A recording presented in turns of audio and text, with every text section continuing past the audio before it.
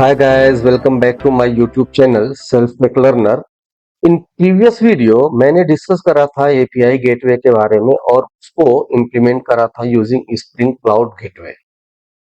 इस वीडियो में हम लोग डिस्कस करेंगे कि एपीआई गेटवे में सर्किट ब्रेकर को कैसे इम्प्लीमेंट करते हैं।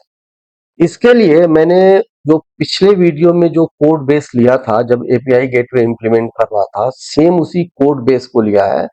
इसमें सिर्फ हम एपीआई गेटवे के कोड में थोड़ा सा चेंजेस करेंगे, वो मैं दिखाता हूं कि कैसे करते हैं। So let's get started. सबसे पहले मैं ओपन करता हूं इंटेलिजे। ओके, यहाँ पे हम आए और एपीआई गेटवे ये हमारा है।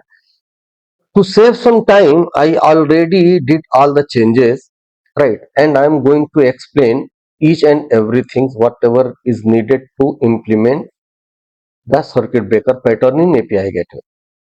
सबसे पहले आपको ये सर्किट ब्रेकर की डिपेंडेंसी डालनी पड़ेगी। यही डिपेंडेंसी आपको सर्किट ब्रेकर पैटर्न करने की फंक्शनैलिटी और फैसिलिटी देता है। उसके बाद आप ये एओपी की डिपेंडेंसी डालेंगे और ये एक्चुएटर की डिपेंडेंसी मैं डाल रहा हूं सिर्फ ऑब्जर्वेबिलिटी के पर्पज से, नथिंग एल्स। करेक्ट।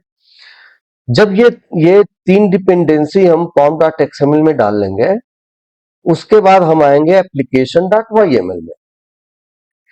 इस application.yml में पहले हम लोगों ने, अगर आपको याद हो तो, इसमें तीन राउट क्रिएट किए थे, पेशेंट राउट 1 और डॉक्टर राउट। पेशेंट राउट 1 में हम लोगों ने प्रेडिकेट ये दिया था कि अगर कोई पाथ जिसमें पेशेंट हो और उसका मेथड पोस्ट हो तो इंटेंशनली मैं उसको 8080 पर फॉरवर्ड कर रहा हूं। करेक्ट, क्योंकि पेशेंट हमारा दो जगह रन कर रहा है, 8080 पे और 8081 पे, राइट। उसी तरीके से अगर किसी पाथ में पेशेंट हो और उसका मेथड पोस्ट नहीं हो तो वो रिक्वेस्ट मैं भेज रहा हूं 8081 पे। करेक्ट। एंड इन डॉक्टर राउट हम लोग क्या काम कर रहे हैं कि एनीथिंग जिसके पाथ में एपीआई V1 डॉक्टर हो उसके रिक्वेस्ट को हम भेज रहे हैं डॉक्टर सर्विस को यूजिंग लोड बैलेंसर। हम यहाँ पे देखिए इंटेंशनली किसी पर्टिकुलर एक इंस्टेंस पे नहीं भेज रहे हैं, हम ये लोड बैलेंसर को भेज रहे हैं। लोड बैलेंसर वहां से डिसाइड करेगा कि किस इंस्टेंस को उसको कॉल करना है यूजिंग डिस्कवरी सर्विस। करेक्ट। अब चलते हैं, अगर आपको सर्किट ब्रेकर पैटर्न यूज करना है तो क्या करना पड़ेगा। सबसे पहले सारे राउट में आपको एक फिल्टर ऐड करना पड़ेगा और उस फिल्टर का नाम है सर्किट ब्रेकर। अब ये सर्किट ब्रेकर फिल्टर आता कहां से है? ये circuit breaker filter spring cloud gateway inbuilt provide करता है। आप इस क्लास में जाइए, spring cloud circuit breaker filter factory. यहां पे अगर आप देखेंगे तो इस फिल्टर का नाम है ये सर्किट ब्रेकर। तो यही चीज, यही सर्किट ब्रेकर हम लोग अपने यहाँ पे देते हैं नेम में सर्किट ब्रेकर, यानी कि हम इस फिल्टर की बात कर रहे हैं जो यहाँ पे दिया हुआ है। करेक्ट।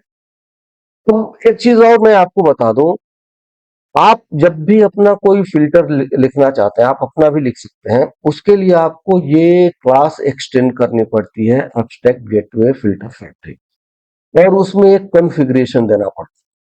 यानी कि आप अपने फिल्टर में कुछ एडिशनल कॉन्फ़िगरेशन भी देना चाहते हैं तो वो कर सकते हैं। जैसे यहाँ पे मैं क्लिक करूं इस कॉन्फ़िग में तो देखिए यहाँ पे नेम है, फॉलबैक यूआरआई है, राउट आईडी है, स्टेटस कोड है, रिज्यूम विदाउट एरर है। करेक्ट। ये जो प्रॉपर्टीज है, ये जो inbuilt circuit breaker spring cloud gateway provide कर रहा है उसके अंदर ये प्रॉपर्टीज है, इनको भी हम कॉन्फ़िगर कर सकते हैं और करेंगे। तो वो कैसे करते हैं देखिए। यहां तक तो हमने क्या काम करा कि ये बता दिया कि भाई मैं स्प्रिंग क्लाउड गेटवे का इनबिल्ट जो सर्किट ब्रेकर का फिल्टर है मैं वो यूज करने जा रहा हूं। करेक्ट। उसमें कॉन्फ़िगरेशन क्या है, वो आर्गुमेंट्स के साथ देते हैं, ये आर्ग्स, एंड देन उसमें मैं दो उसके आर्गुमेंट को ले रहा हूं, दो कॉन्फ़िगरेशन को ले रहा हूं, नेम को और फॉलबैक यूआरआई को। आप यहां से देखिए नेम और फॉलबैक यूआरआई। मैं क्या कहता हूं कि नेम मैंने दे दिया पेशेंट सर्विस सर्किट ब्रेकर, यानी कि इस पेशेंट राउट के करस्पॉन्डिंग मेरे सर्किट ब्रेकर का नाम क्या है, और अगर मेरी पेशेंट की सर्विस डाउन है तो कौन सा फॉलबैक कॉल होगा वो मैंने यहाँ पे दे दिया। इसके बारे में मैं अभी थोड़ी देर में और डिटेल में बात करूंगा।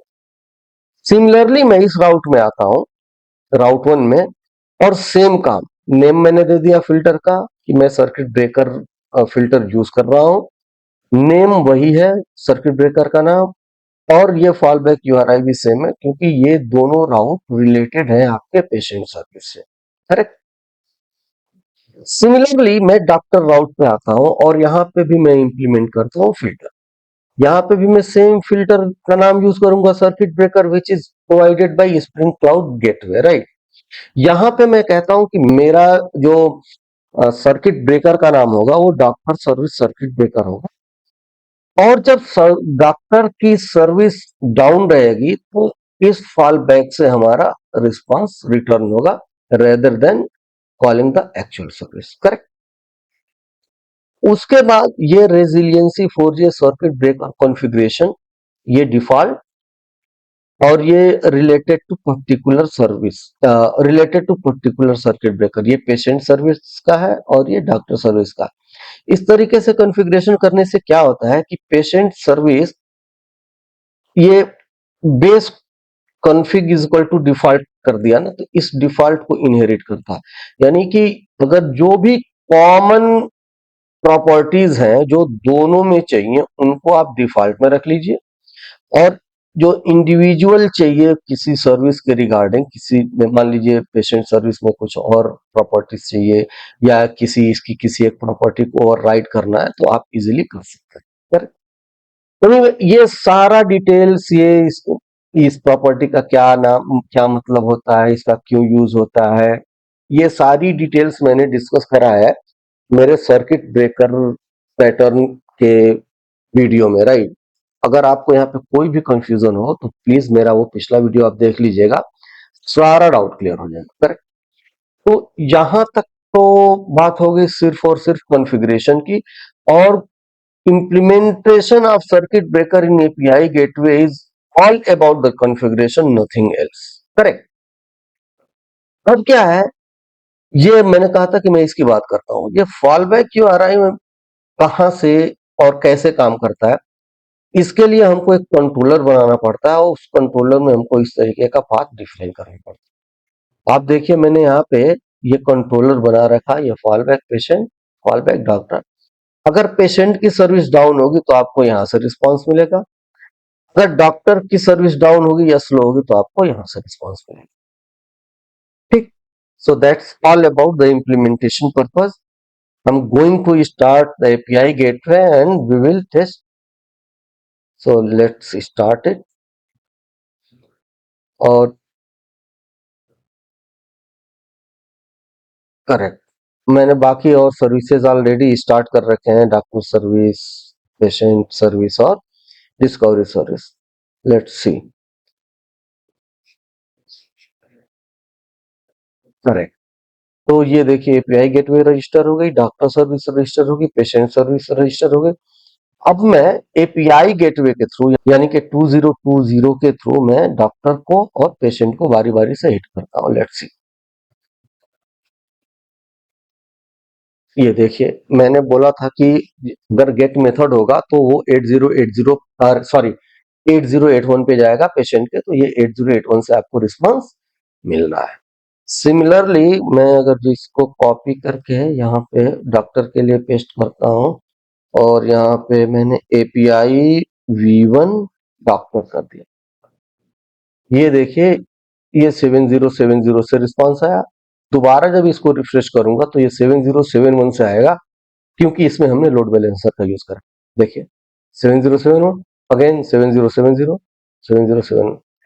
अब क्या है, मैं ये दिखाने के लिए कि वाकई में हमारा जो फॉल बैक है वो काम कर रहा है, मैं पेशेंट की सर्विस को डाउन करता हूं 8081 वाली, 8081 इसको मैंने डाउन कर दिया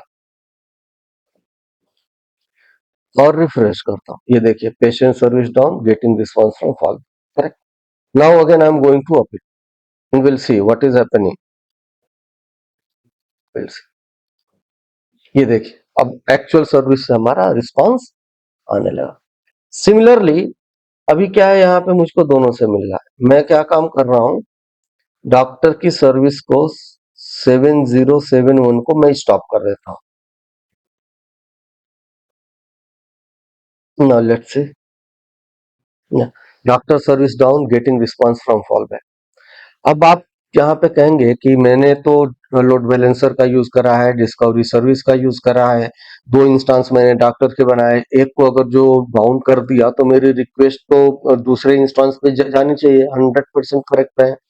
लेकिन जब मैं डिस्कवरी सर्विस के बारे में डिस्कस कर रहा तो ये बताया था कि आप जैसे ही किसी इंस्टेंस को डाउन करते हैं, डिस्कवरी सर्विस की रजिस्ट्री से वो इमीडिएटली रिमूव नहीं होता है। वो कुछ टाइम तक वेट करता है, वो ये देखते हैं कि क्या एक्चुअल में ये सर्विस डाउन है।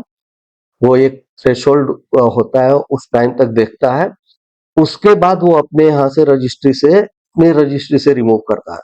और जो क्लाइंट होता है, जो डिस्कवरी सर्विस से कनेक्ट होता है, वो अपने एंड पे एक कैशे में उस रजिस्ट्री को लाके होल्ड कर लेता है। और आफ्टर एवरी 30 सेकेंड फिर से वो डिस्कवरी सर्विस पे जाता है और अपने कैशे को डिस्कवरी सर्विस से सिंक करता है। तो ये सारा काम करने में थोड़ा सा टाइम लगता है। इस वजह से मैंने जैसे ही इमीडिएटली दोबारा कॉल मारा तो वो 7071 पे गया, क्योंकि जो इसके लोकल कैशे में था वो रजिस्ट्री अभी तक अपडेट नहीं हुई थी। और अगर आपको कोई डाउट हो डिस्कवरी सर्विस के बारे में, तो मैंने अपने पिछले वीडियो में जहाँ पे डिस्कवरी सर्विस के बारे में डिटेल जानकारी दी है, वहां पे बकायदे एग्जाम्पल लेके और टाइम के साथ ये बताया है कि कब एक इंस्टेंस जो है डी रजिस्टर होता है। लास्ट के सेक्शन में वो एक एक्सेल बना के समझाया है, प्लीज उसके थ्रू आप जाइएगा, पूरा कॉन्सेप्ट क्लियर हो जाएगा। ओके, अभी हिट करते हैं। देखिए, वो जो टाइम ड्यूरेशन पास हो गया जब मैं आपको एक्सप्लेन कर रहा था, now each and every request is going to 7070 अभी आप फॉल बैक पे नहीं जा रहा, क्योंकि एक इंस्टेंस अप है तो सारा जो है आपको उसी पे है। अब क्या है, दूसरा इस इंस्टेंस को अब हम अप करते हैं एंड विल सी। इसमें भी इमीडिएटली आपको रिक्वेस्ट नहीं जाएगा, क्योंकि सेम कंसेप्ट तो यहां पे भी लगेगा ना। अब देखिए, अब हम सोच रहे थे कि अब हमारा दूसरा रिक्वेस्ट 7071 से आना चाहिए, लेकिन नहीं, क्योंकि यहाँ पे भी एग्जैक्टली सेम कंसेप्ट लगेगा। वो रजिस्टर होगा, फिर क्लाइंट जो है उससे जाके सिंक करेगा और डेटा को डिस्कवरी रजिस्ट्री को अपने एंड पे लेके आएगा। जब सिंक हो जाएगा तब जाके होगा। लेट्स सी, या so request is going to all. Now what I am going to do, I am going to kill both instances. See, now we are getting the fallback, right? So ये रहा circuit breaker का implementation API gateway में। दोस्तों, कोई भी दिक्कत, कोई भी परेशानी हो, प्लीज कमेंट सेक्शन में कमेंट करके बताइए, मैं आपके सारे डाउट्स को क्लियर करूंगा। Thank you very much.